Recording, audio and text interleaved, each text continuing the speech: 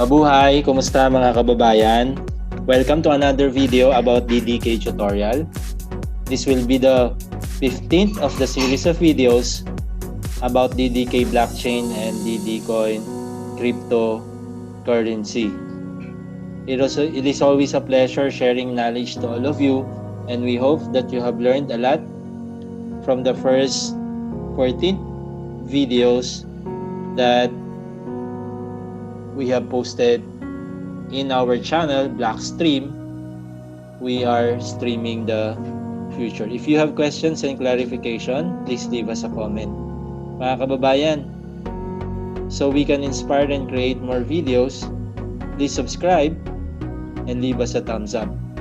Before we forget, we'd like to just put a disclaimer that the main objective of these videos is to provide tutorial that will help all of you in your own cryptocurrency journey.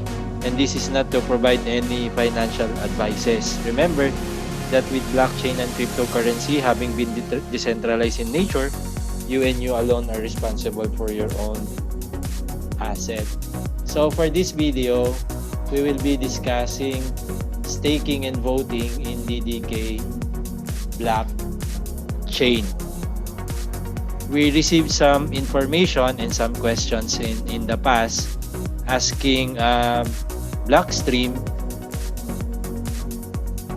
and we also saw some questions pertaining to the mode of voting, because some of the shareholders or stakeholders are voting more than one delegates per vote. So this is the time to clarify what is actually happening every time you stake and every time you vote. But before that, we'd like to share this particular post in the DDK blogs about entitled "There's no place better for staking and voting than the DDK platform." Remember, there are a lot of cryptocurrency right now. It's more than 5,000, but only hundreds or several hundreds of which is actually using proof of stake or has a staking and voting activities in its platform. So in this particular post, it was highlighted that there is no better place for staking and voting than the DDK platform. According to them, yes, it is true that life is all about staking. We stake money to get an education. So, payo nga doon, gaano man kamahal, kailangan kunin natin ang education. Then you stake your time or your life to earn money in jobs. The money you earn is then staked to get a comfortable lifestyle. Your comfortable lifestyle is then staked to bringing up your children and so on. Remember that the DDK that we have staked is actually contracted or frozen for 6 months. In return, those assets that has been staked and frozen for 6 months will get a staking reward. So if you stake something, you get another thing in return. So what if I were to tell you that there is a platform where staking is not only safe, the process is also transparent? This is true for DDK blockchain, and the rewards are great. Yes, this is a world built on the blockchain technology. It's called the DDK platform, and here is how you can benefit from staking your DD coins in this platform. So we mentioned also in the previous videos how transparent DDK blockchain is, and this is a platform that offers decentralized staking based on a cryptography and mathematical running. So this is common for blockchain technology and cryptocurrency. So it is a community based platform that makes attractive financial opportunities. Yes, it offers a lot of financial opportunities, not only brought by the staking rewards, but we do have an airdrop rewards also, which will soon end in a few number of days. On this unique platform, people earn money by staking crypto coins and voting for delegates.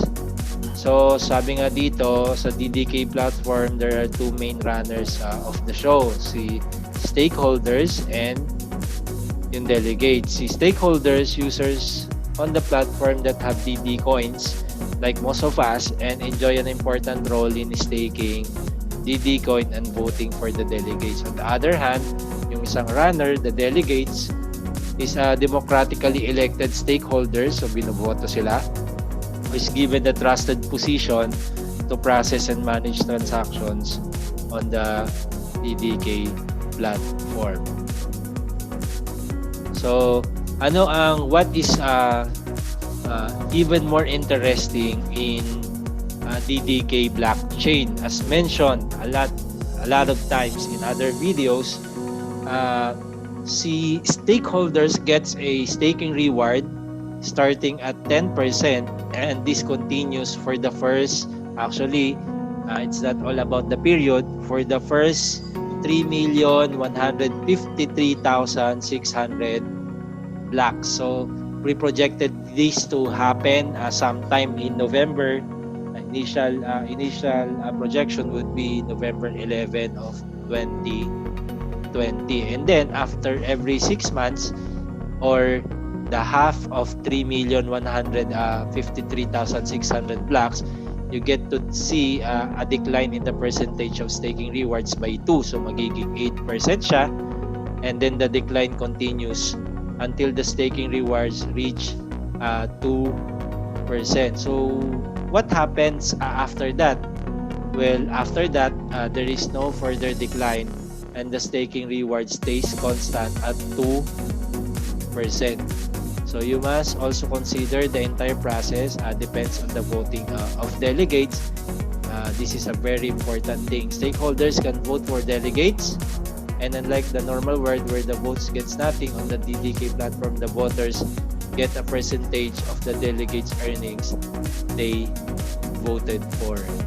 So this is also true that there are massive room of growth and benefits.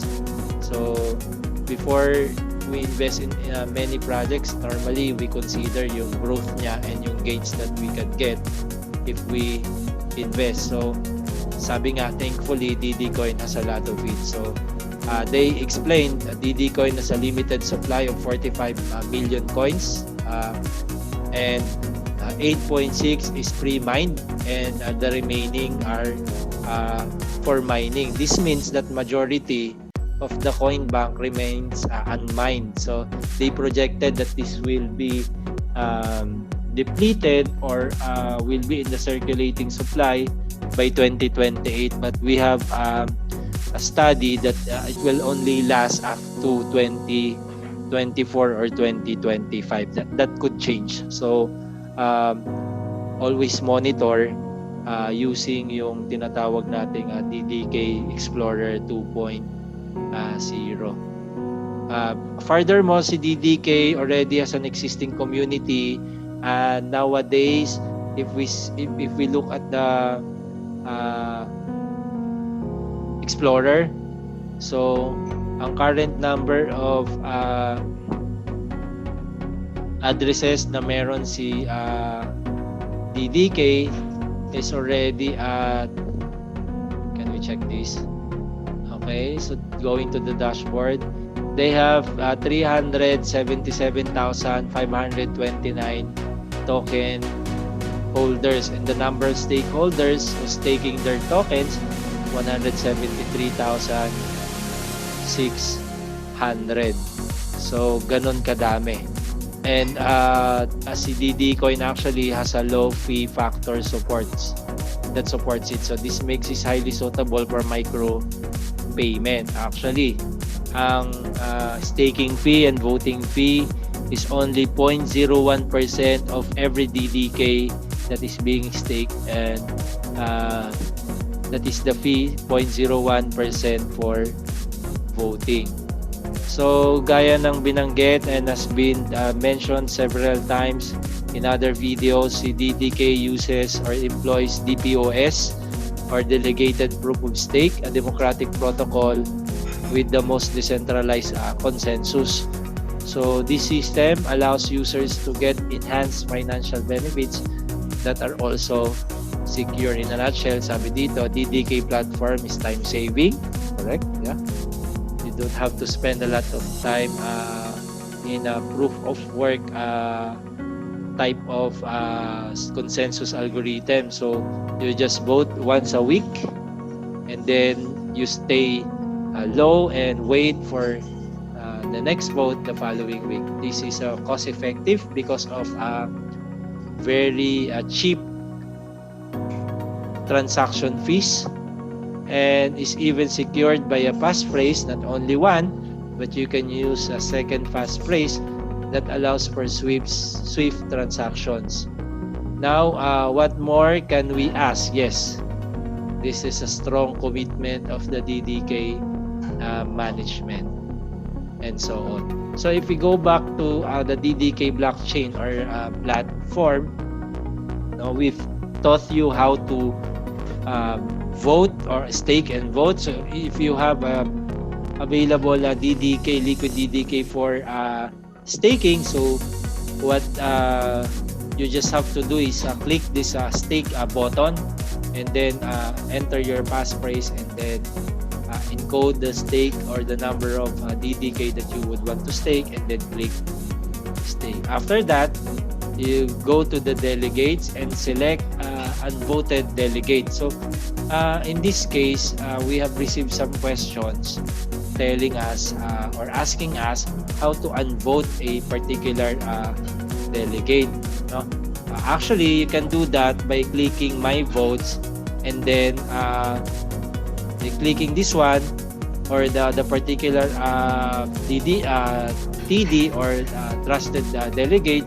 Then you can downvote. But remember, every time you downvote, there is a corresponding 0.01% fee.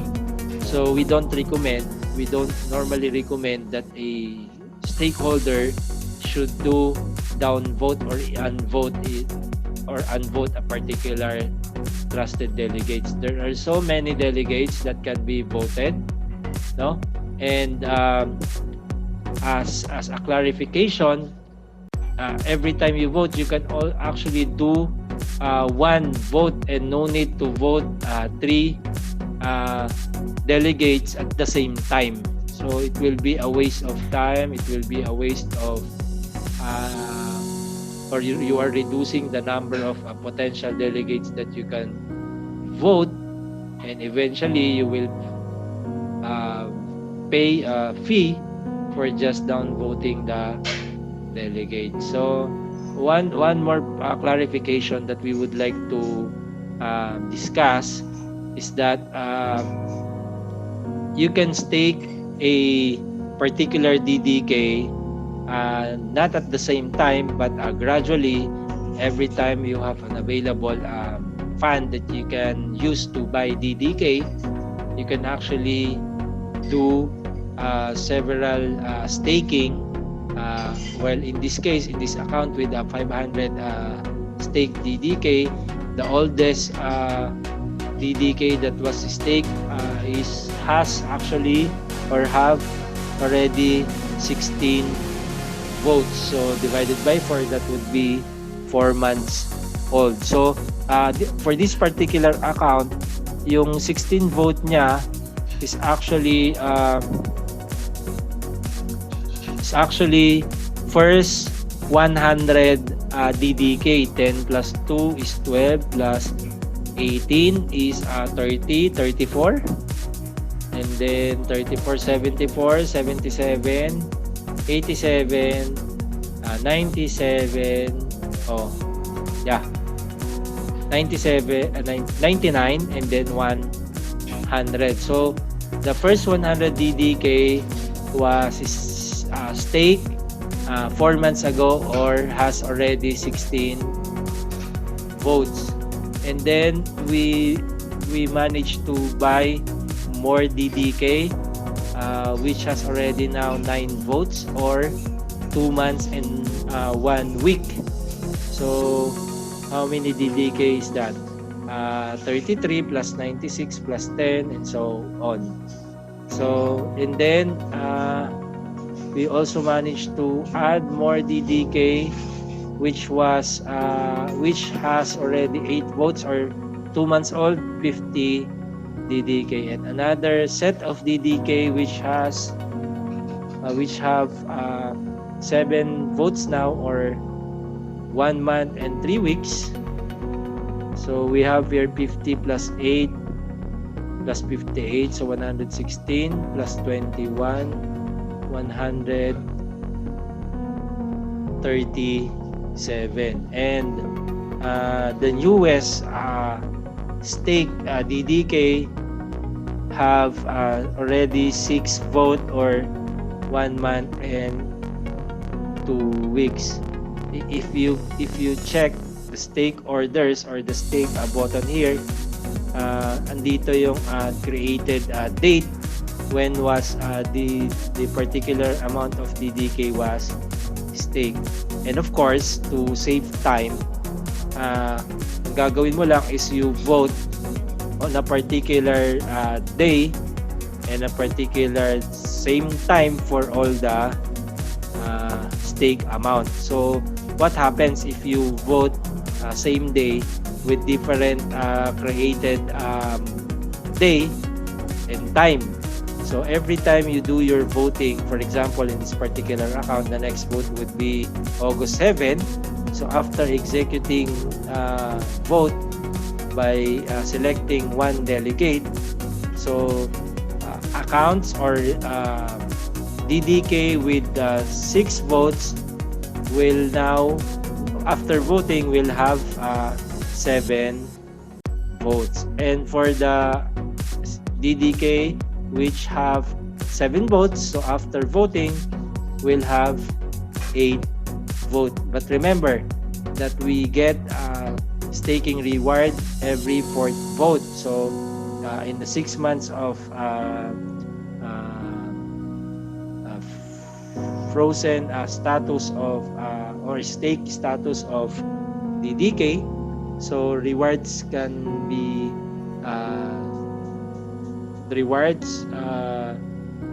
be received every 4th vote, 8th vote, 12th vote, 16th vote, 20th vote, and 24th vote. So it's easy to understand that next week on July or August 7, this DDK which have 7 votes now will eventually become 8 votes, and then you'll get a 10% staking reward for this number of DDK. So ilan nga ba to? 50 plus 58 is 108.